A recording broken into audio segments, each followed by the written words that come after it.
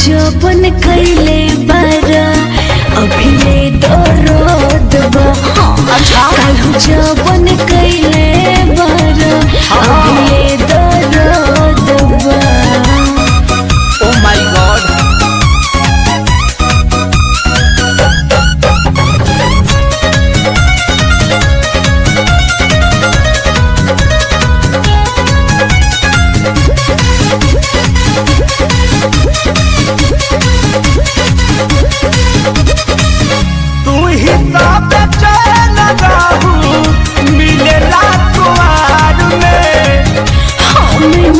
जननी ऐसन करम होला प्यार में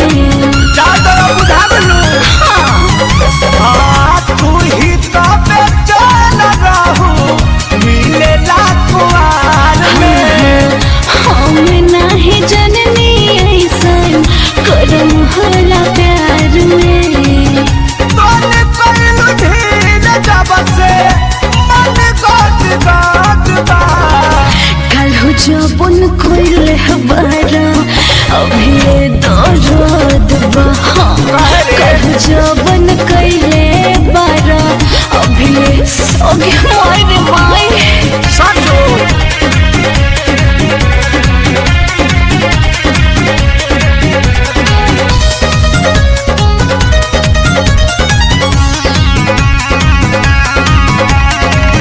जवन जवन कहलू तवन कइनी तोहर मन से। भिज गइलो ढानी पर सीना चुके तन से। जवन जवन कहलू तवन कइनी तोहर मन से।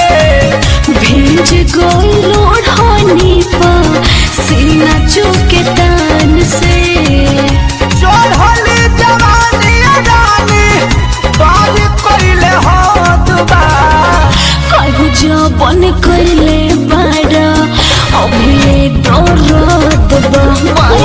काल्हू जबन कैले बारा अभिले दर्द बा।